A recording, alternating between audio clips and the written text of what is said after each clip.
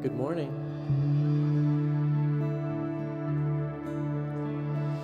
Show me the way. Show me the way. Your love will light the way. Show me the way. Show me the way. Your heart will light the way. Together, namaste, nam, nam, nam, namaste, nam, nam, nam, namaste, namo, namo, namo, namaste, namaste, nam, nam, nam, namaste, nam, nam, nam, namaste, namo, namo, namo, namaste. Show me the way. Show me the way. Your heart will light the way. Oh, show me the way. Show me the way. Your joy will light the way. Namaste, nam, nam, nam, namaste, nam, nam, nam, namaste, namo, namo, namo, namaste, namaste, nam, nam, nam, namaste, nam, nam, nam, namaste, namo, namo, namo, namaste. Show me the way. Show me the way. Your love will light the way. You sound so good.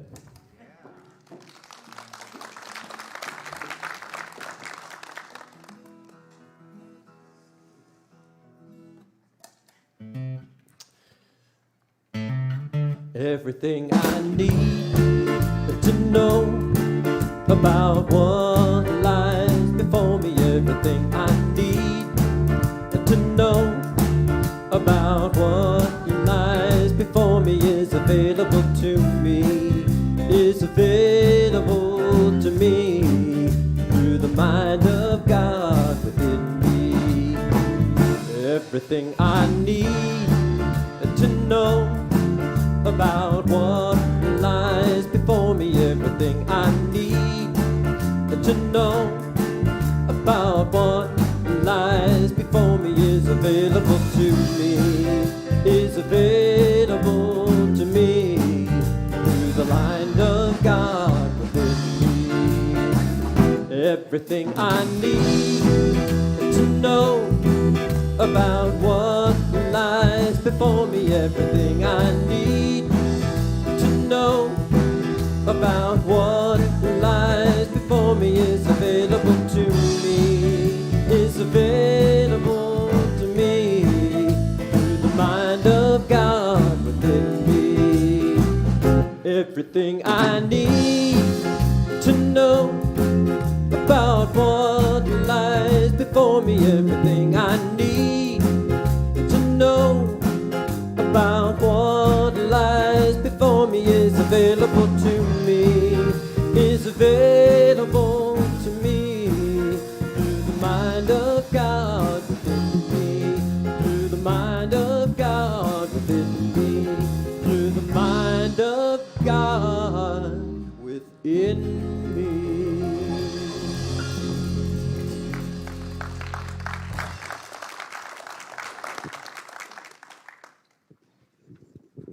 Good morning. Welcome to the Center for Spiritual Living Center, Rosa, and thank you to our awesome band for rocking it one more time. I am Julie Burns, licensed practitioner and former VP of your Board of Trustees, and I'm so glad to be with you today. If you are joining us for the first time, welcome. And thank you also to our Livestream viewers. We are so grateful you are sharing this time with us. We're especially grateful for all our online viewers who have been liking, commenting, and sharing this service on Facebook and YouTube. Thank you for helping us spread the word about our wonderful community. Now, if you would like more information about what is happening at our center, please visit our website, cslsr.org. There you will find our Sunday bulletin by clicking the Sunday links on our homepage. It contains everything that's happening at our center, and believe me, there's so much going on. At the Center for Spiritual Living Santa Rosa, we are motivated by a vision of a healthy, loving world. It is known as the global vision and calls us to imagine a world that works for everyone. We envision a world where personal responsibility joins with social conscience in every area of the political, corporate, academic, and social sectors, providing sustainable structures to further the emerging global consciousness. We follow this vision through the 5 core spiritual practices of our teaching.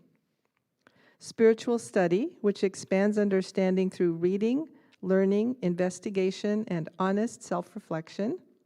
Affirmative prayer, where we use the power of our word and consciousness to connect creatively with the divine. Meditation in all its forms, which increases awareness and experience of the divine presence through contemplation, concentration, and focus. Selfless service, the spiritual practice of serving others without expectation of reward or of a specific result. And finally, spiritual circulation, which opens us and our community to the flow of life through balanced giving, receiving, asking, forgiving, and gratitude. Speaking of spiritual circulation, did you know there's several ways that you can contribute financial support to our center? You can give online on our website, you can send us a check, and you can text your donation to 707-675-2399 by texting the dollar amount you would like to give to that number. If it's your first time doing it, you will receive a text with a web link that will help you set up your payment. And after that, every subsequent dollar amount texted will be automatically donated. How easy is that? And of course, there will be baskets at the exits after our service today. Our organization is entirely supported by the community, and we are grateful for you. And now we have a special flower dedication from Jerry Huffaker. This morning at 6 a.m. at the Center for Spiritual Living AIDS, the Center for Spiritual Living Life Cycle AIDS team rode out from the Cow Palace in San Francisco on their 7-day, 545-mile ride to Los Angeles.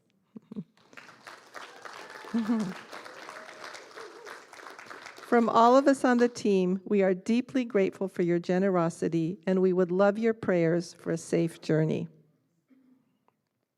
I know that somewhere between the music, meditation, prayer, practices, and message is exactly what you need to experience for the next step of your spiritual unfoldment. You are welcome here. Now please enjoy some music before our short time of silent contemplation before our prayer.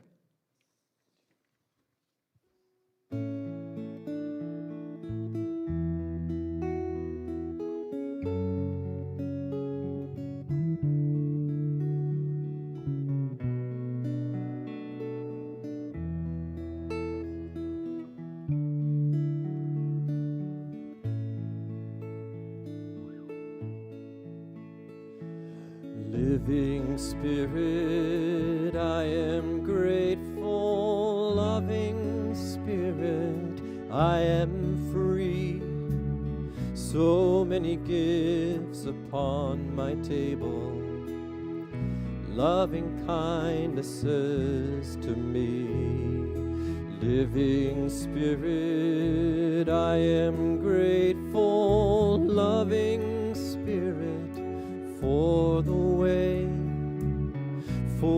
this rich, abundant living every single day, and I give thanks for the knowing. I give thanks for the way your love is overflowing every time I pray. And I thank you, God, for one good day.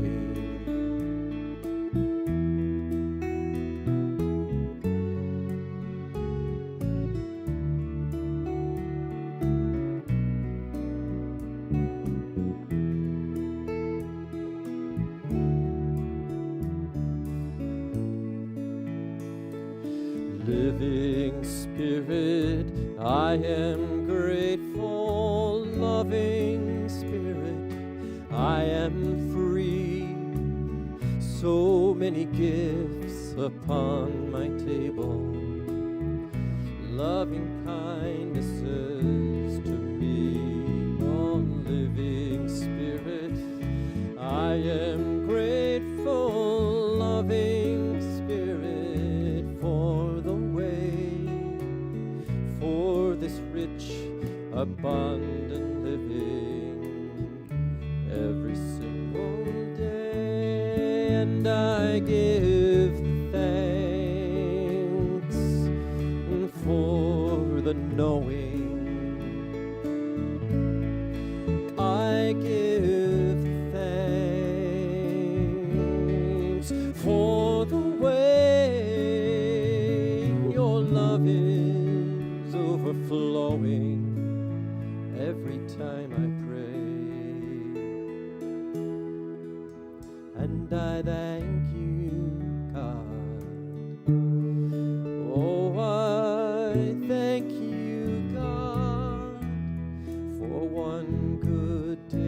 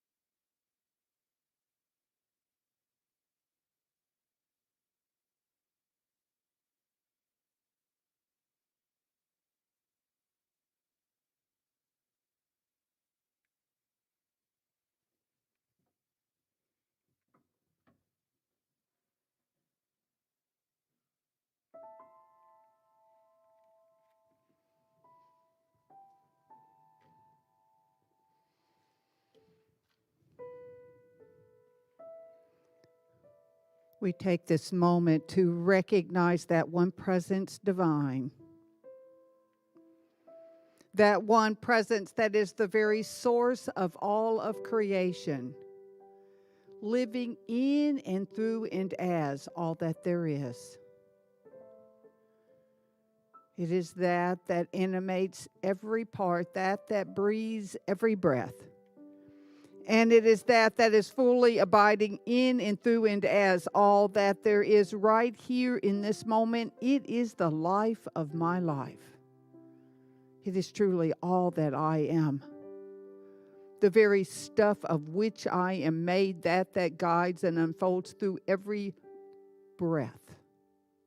And so I know it as the truth of each and every one here. Serving, opening, listening, receiving. Everyone in the sanctuary of pure being. All those with whom we share life. Nothing, no one left out. And so I know it as that presence that unfolds through this morning together.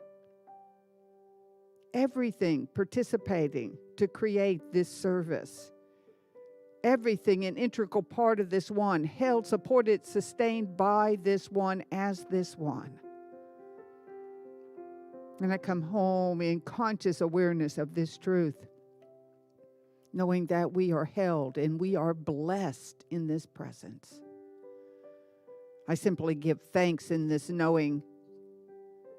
I let go in this deep assuredness that this is so.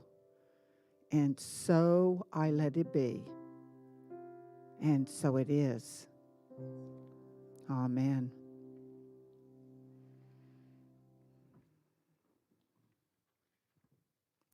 Good morning. I'm Ruth Barnhart, a minister serving here at our center. Please join me in reading this morning's affirmation. My body is the house of the divine on earth, and so it is.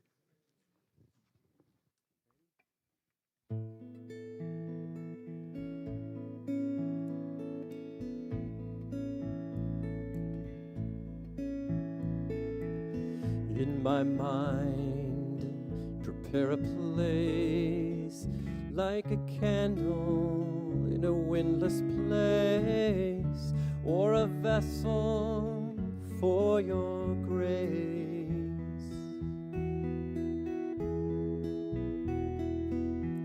Soothe the heart singed with pain, bathe it in your healing rain. Teach it how to sing your name.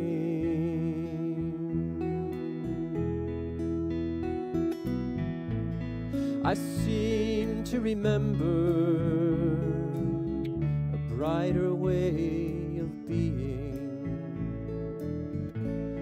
I seem to remember a closer walk with thee. I pray for recollection, oneness of perception,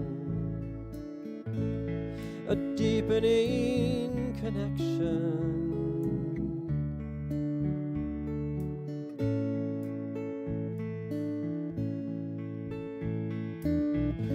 Take this ego by the hand and relieve it of command.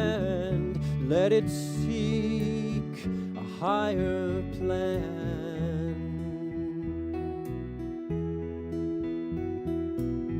And this body, where it's tight, where it tries to block the light, ask it to give up the fight.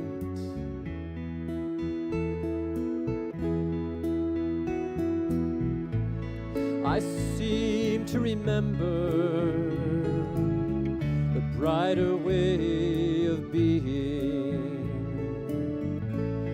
I seem to remember closer walk with I pray for recollection, a oneness of perception, a deepening connection.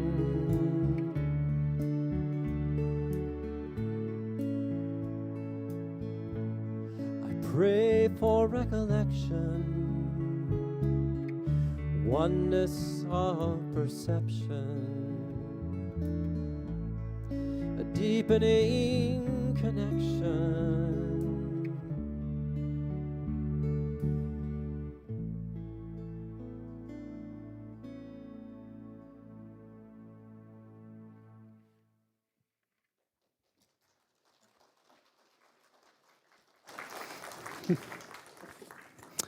Can we give some more love to Christopher Fritchie and our wonderful musicians? Thank you so much for that. That was beautiful.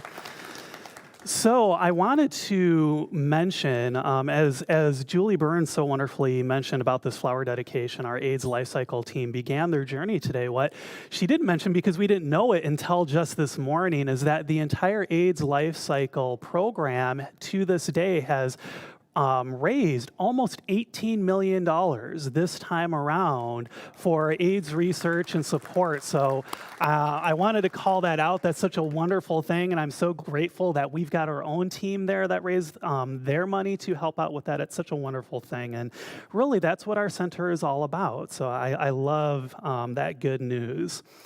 So, some more good news that I wanted to share with you all, and some of you know this because you were there yesterday, but our center, the Center for Spiritual Living, had a booth at the Sonoma County Pride Festival downtown Santa Rosa yesterday.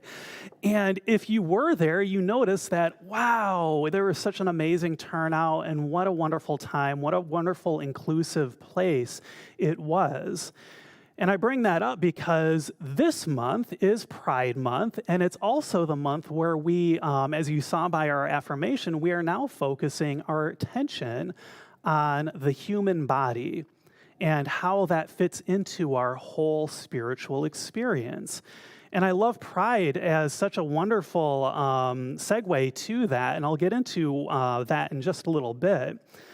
But I wanted to start off and just talk about our bodies in general, right? And in particular, my relationship with my body, which has not always been super great. I think back to when I was younger, and I was a bit of a buck-toothed kid. I inherited my dad's teeth, and he has Mr. Ed teeth, just as I have Mr. Ed teeth. Some of you will get that reference. And I was a buck-toothed kid, and I got teased for that a lot when I was growing up. So I was being teased for the way that my body was that's just the way that my body was showing up in that time. Of course, that wasn't fun. Nobody likes being teased. Nobody likes being bullied. And it stuck with me for a while, and it kind of informed my own body image, the way that I saw my body and myself in the world. And it wasn't a good framing, I gotta say. It was a really challenging framing that something, honest, if I'm being honest, it's something I still work on. And it took me getting some braces, of course, and doing a lot of other things to try to, and I say this as lovingly to myself as possible, to try to allow myself to fit in with what our society deems as normal. Heavy emphasis on those air quotes there. So that led me to think of some journal questions for all of us to contemplate as we go into this exploration of the body and what that means in our spiritual experience. And that first question, and if you all have your journals with you, you can write down to follow along, is, do I find myself comparing my body to the bodies of others? I hear some chuckles at that question, which means it's a good one. And the second question is, what is my relationship with my body? And then the third question, of course, I saved the best for last. What might it look like for me to build a deeper, more loving relationship, more accepting relationship with my body? So, question, raise of hands, who here is madly in love with their body? One person. 2 people. Okay. I'm only raising my hand to get you all to raise your hands. I am not one of those people who's raising his hand either. Because like I said, I'm still working on it. We're all working on it. We live in this society that seems to want to tell us we have to look a certain way, don't we? And that is a problem. And that's what I'm going to open us up talking about today, that we grow up with this. It's a very human desire, to be sure, but it's not always a helpful one. This desire to engage in comparisons. We all compare our bodies, the ways that we look, to those around us. And I'm very guilty of this myself. I love superhero movies. Who here loves superhero movies? I love superhero movies. And it's funny, I'll go and watch a Marvel movie, and I'll see Chris Hemsworth playing Thor. And I'll notice how I don't look like Chris Hemsworth. And not in the best, most healthy way possible. I'll be thinking, wow, Chris Hemsworth looks great, doesn't he? And the inner monologue is going, you're never going to look like that. Ever, ever, ever. And isn't it interesting? Would we ever see, I'm hopeful that this will change, by the way, but in this day and age, would we ever see like a Marvel movie, a DC movie, a superhero movie with a full-figured actor? Yeah. And that gets me thinking about these norms that we have created in our society about what we consider to be beautiful and what we consider to not be beautiful. And I think about, if we go back into like the 1700s, the 1800s, that there was actually a very different image of what a beautiful body looked like than what we hold today. And that tells me that there isn't this intrinsic expression of what beauty is supposed to look like. No, it's something that we as a society, we create together through our agreements.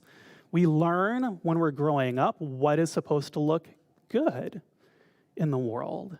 But that doesn't necessarily reflect that intrinsic beauty that is part of our creative consciousness, does it? Because the truth is that we are all beautiful. Whatever form our bodies show up in, we are beautiful because we are creations, we are outpicturings of that divine consciousness.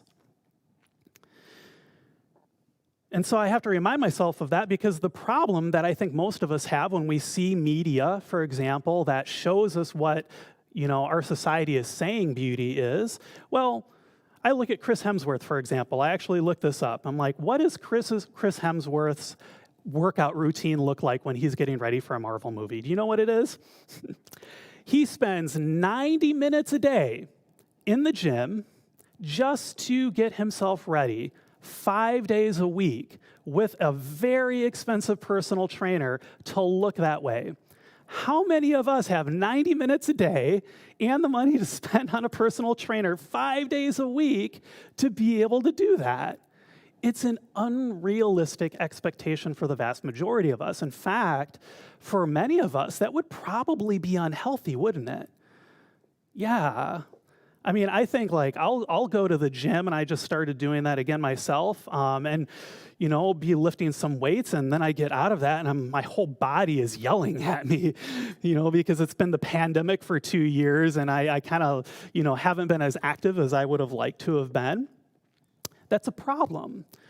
And I think it's good for us to remind ourselves of these unconscious biases that are created in our society that can draw us towards something that's maybe not a realistic expectation or a realistic example of what beauty actually is.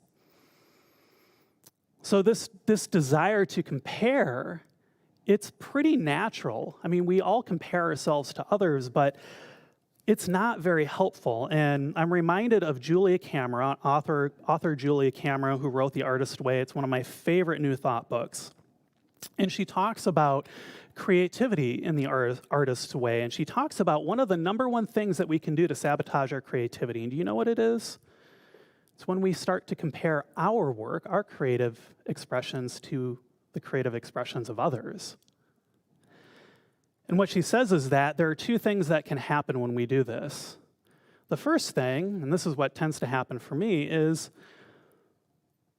we see somebody else's creative endeavor, whether it's like somebody's painted something or they've drawn something or they're a musician or however they express their creativity, and we compare ourselves to them and we think, oh, wow, they're so much better than I am.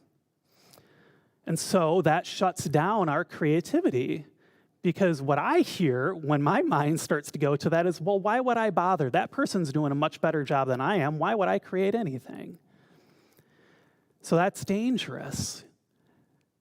And then the other side of the spectrum, which is equally, if not a little bit more dangerous, is when we compare ourselves to others and we see, wow, I'm a much better musician than that person is.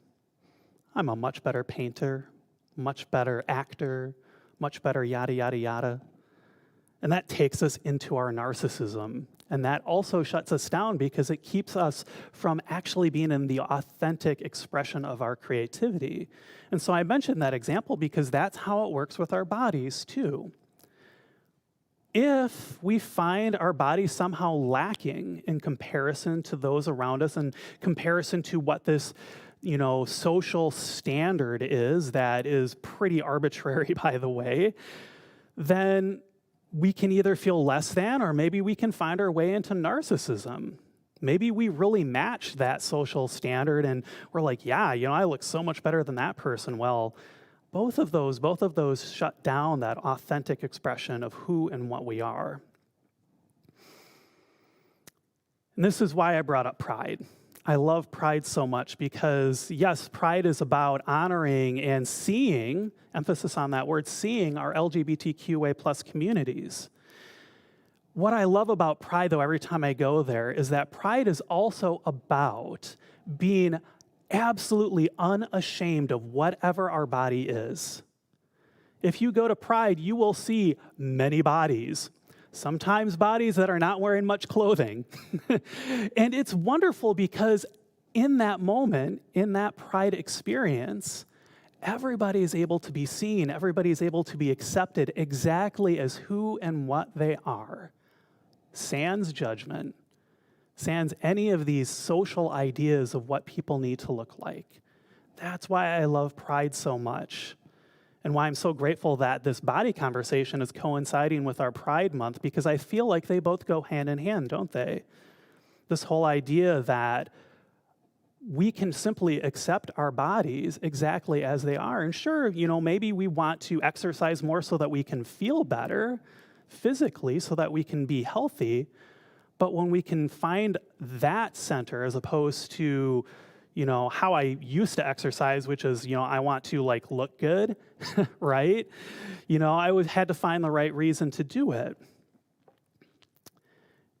Now, let's talk about the spiritual component of this, shall we? The spiritual component that I love that brings me into this whole my body is a temple conversation, that's the talk title today, is that the more I dove into new thought teachings that we teach here, the more I started to realize that, wow, the very first thing, my consciousness, this individual expression of the divine consciousness that I call me, created, is my body. Think about that. Very first thing, the absolute first thing that is ever created by us in this world is our body. We create it so that we can support this conscious experience that we're all having as human beings. Ernest Holmes says in The Science of Mind on page 15, paragraph 2, our body is part of the kingdom of God. Therefore, there is a spiritual pattern at the center of it. And so that tells me that our bodies are one of the most impressionable receptors of that creative power that each of us holds. After all, they are the closest thing to us, aren't they? And they are designed to support our consciousness. So much of our body is designed to support this conscious experience that we have as human beings. The challenge that I think we run into with our bodies, and I certainly run into this myself, is that we forget that it's a two-way street.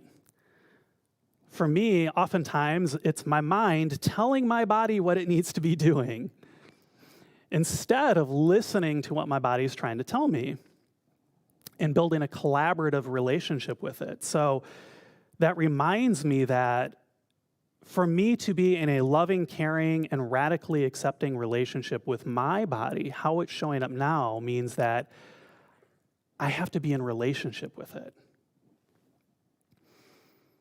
And the truth is that we have a symbiotic relationship with our bodies.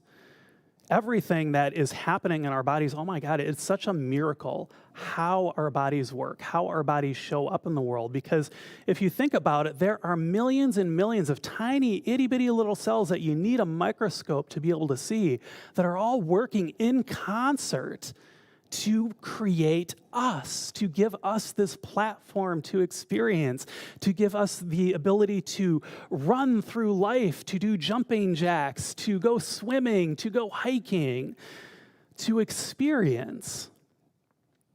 Everything, all of these things are working together in concert, and it's pretty miraculous how that all happens. And I believe that each and every bit of our bodies, they all have their own little bitty individual consciousness that all works together in concert to help our greater consciousness be here in this world. And so that invites me to look at where I am having a top-down relationship. I would say maybe a dominating relationship with my body, right? Certainly, I think there are times when we might have to kind of kick our body into gear. You know, the pandemic was a great example for myself where my body was just sort of like, I just want to sit here and chill out because I've been sitting down working from home for 2 years and had to talk with it a little bit and be like, you know, what if we went for a walk today? And then the body says, I don't wanna. And I said, we're gonna go for a walk today and just try it out. And if you hate it, you can tell me afterwards. And of course, the body's like, okay, I'm glad that we went for a walk today. So that's one example, but that's kind of an edge case. I think in most instances, our invitation to be in spiritual practice, to be in spiritual communion with our bodies is to listen to them, to be collaborative with them, to listen to the messages that our bodies are always telling us. And I'm going to be 41 in next month. So as I get older, I notice that my body speaks to me in new ways, fun ways, sometimes painful ways. And that's perfect. That's exactly what's supposed to happen, I think. You know, the more I notice that I'm ignoring the messages that my body, the more I notice that my body gets a little bit louder about those messages, maybe a little bit more forceful with me. So that's one of the invitations that we have today, that we can actually supercharge our lives as human beings if we can, instead of trying to have it be the mind that's just controlling everything that's happening in our body, realizing that our body is actually part of our conscious mind and experience. And therefore, it's deserving of our acceptance. It's deserving of our love and our trust. It's deserving of building a positive collaborative relationship that can allow us to really hear the messages that it's trying to tell us.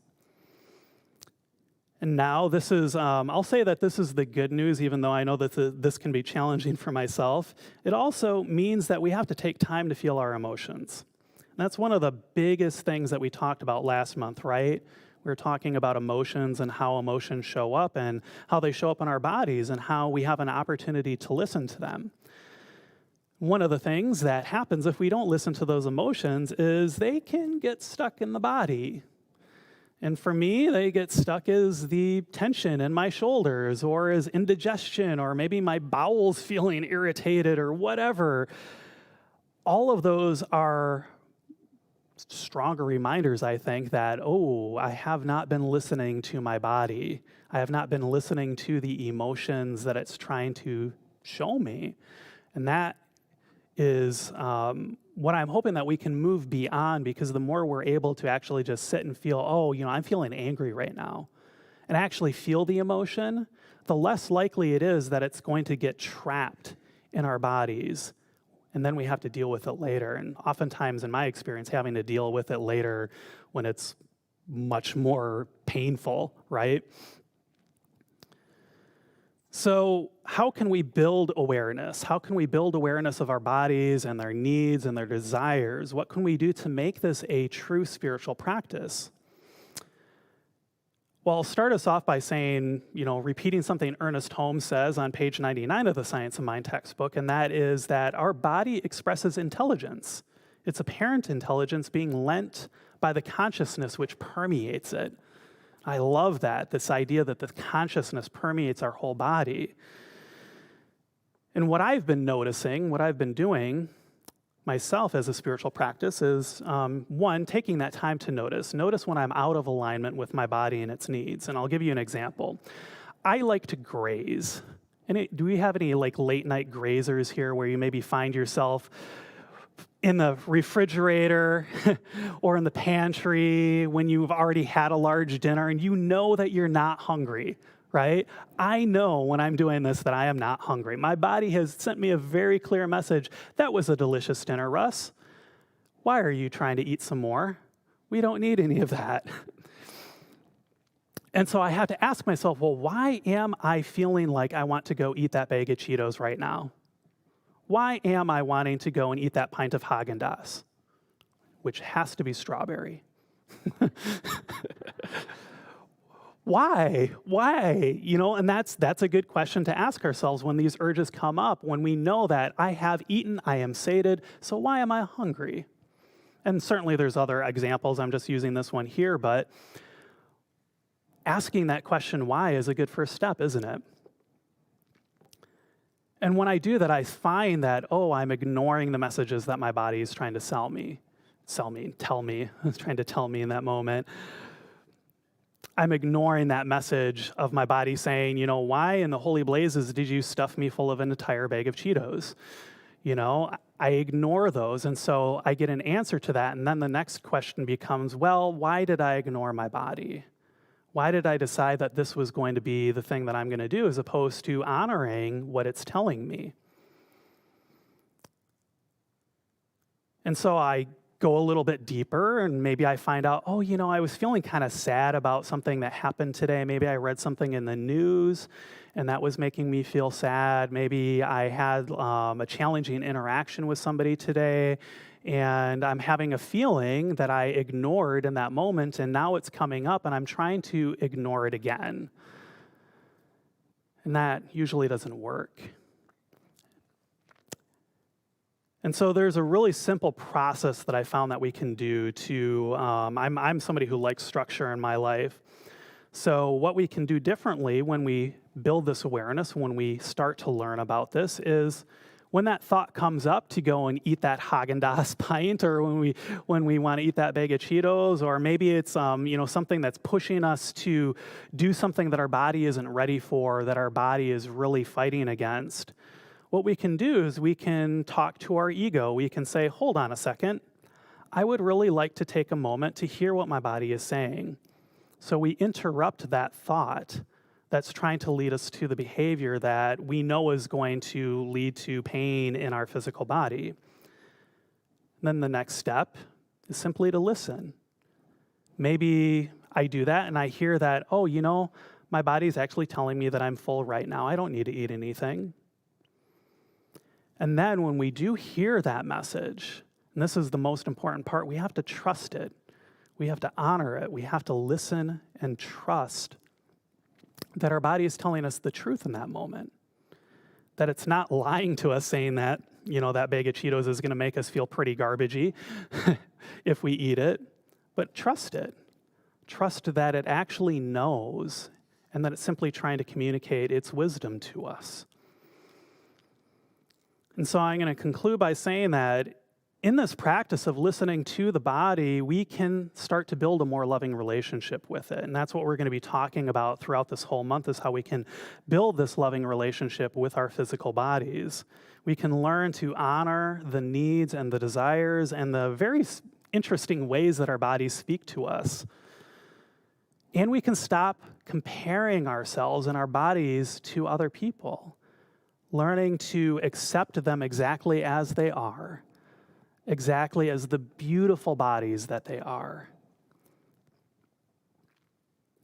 And if this is something that sounds really interesting to you, we're going to be diving a little bit more into the spiritual practice in Wednesday Night Live this coming Wednesday over Zoom. So I invite you to come and join me there. And just throughout this week, consider what your life would look like if you were able to build that deeper relationship with your body.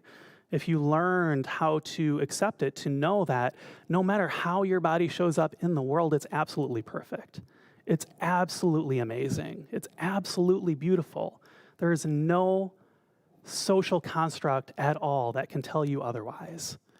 That's what we know as the spiritual truth, because what I know is that this divine presence does not make mistakes. We are all exactly who we are, and that's perfect. And so let us take that into prayer, yes? How good it is to just be in the presence of that divine perfection, this expression, this consciousness that is truly all that there is. I know that it is unconditional love. I know that it is wholeness. I know that it is oneness. And I know myself to be one with it, just as I know that each and every person here today on our live stream and our whole community and beyond, we are all individual, perfect, divine expressions of that wholeness, that oneness, that love, that perfection. And it is that unconditional love that I call forth in our experience today, knowing that as that divine source's unconditional love is present, our bodies are a reflection of that. We are truly loved exactly as we are. And I open my heart to allowing that unconditional love to flow forth, to share that unconditional love with all around me, letting go of what society says I should look like and others should look like, and knowing that we are all exactly as this divine presence would have us look like, knowing that that is perfect, knowing that we truly are an expression of beauty. And so I call forth that gentle reminder and that beautiful feeling of just being accepted as exactly who and what we are. I know this, it is here now, just as it is always, always, always here. And so I am grateful for this, grateful for the fulfillment of this prayer, grateful for this beautiful community of beautiful, beautiful people. And I release this word into the law that has already said, yes, my beloveds, yes. And together we say, and so it is. Thanks. And so now is the time in our service where we get to be in the practice of gratitude. And so I'm going to invite you to think back to a moment in the past week where something happened that filled you with love, with gratitude, with joy, and just allow that experience to fill you up as though it's expanding out of your heart, as though your heart is this beautiful flower that is opening up. And allow that joy, that gratitude, that love to fill you up, to expand outward, to fill this entire room, and to just keep on going, knowing that there is no limit to that joyful love, that joyful gratitude within you. And when you're ready, go ahead and open your eyes and allow that gratitude to pull you forward in all of the gifts that you give in the weeks, the months to come. Yes? Okay. Thank you, everyone. I'm going to invite our wonderful Julie Burns up here to tell us what is going on in our community. Thanks.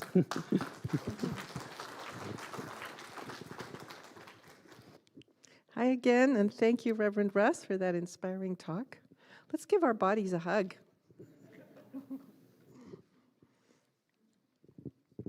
So, first I have a wonderful update to share with you. Any book lovers here? Yay! Well, our upstairs library is now open, with volunteers eager to assist you in exploring the books as well as checking them out. Just go up the stairs in the hallway to rediscover or discover our library. Volunteers are available from 10 a.m. to 12:30 p.m. on Sundays. Our group Full Circle meets today at 1 p.m. Pacific time for spiritual conversations about death and dying. You can find the Zoom link on our website by clicking the picture of the dove. The June Spirit Walk is coming Saturday, June 11th at 9 a.m. We're going to walk the Valley of the Moon Trail in Sonoma Valley Regional Park. If you'd like to join us, you can find the sign-up form on our website under the events page. Please be sure to sign up early if you're looking for carpooling options, as that helps us ensure that whoever needs a ride can get one. This Tuesday, June 8th at 3 p.m., please join us as we enjoy our monthly community prayer with Dr. Edward over Zoom. You can find the link by clicking on the picture of the pink flower on our website. Our upcoming Wednesday night live, as Reverend Russ mentioned, is this Wednesday, June 8th at 7 p.m. We are going to explore the spiritual significance of these human bodies we all have and engage in uplifting body-centered mindfulness meditation.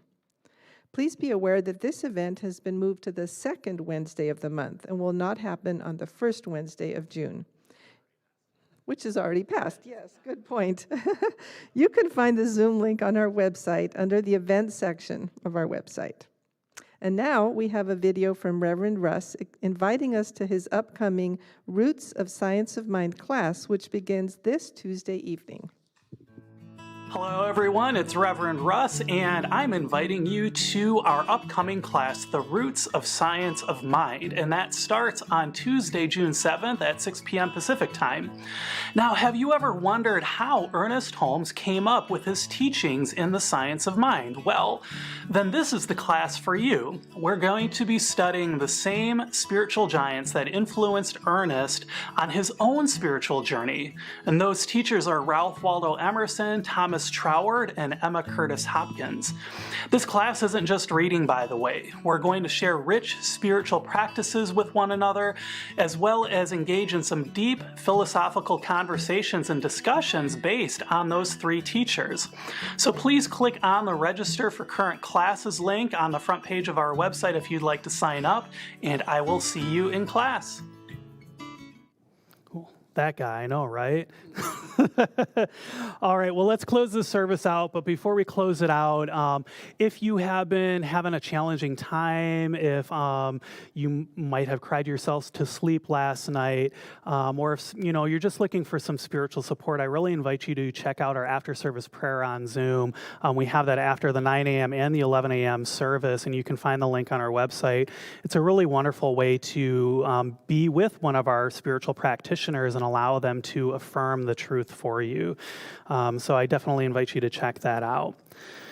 All right, so why don't we go ahead and stand up, and we're going to go through our wonderful tradition here, and I ask you to repeat after me. Something wonderful is happening through me right now.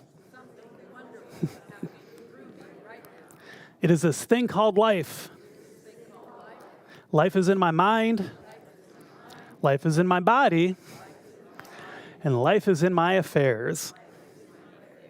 I think it, I feel it, and I accept it, just the way that it is, and just the way that it is not.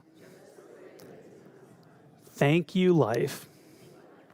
So please know with me that you are never alone, that Spirit is right where you are, that you have only to look within at any moment to know that you're guided, sustained, and empowered by a presence that expresses itself as you in this world. In deepest gratitude, let us live our lives accordingly so that in everything we do, say, and think, we honor this presence within. And so it is. Enjoy the closing music and have a wonderful week. You're all amazing.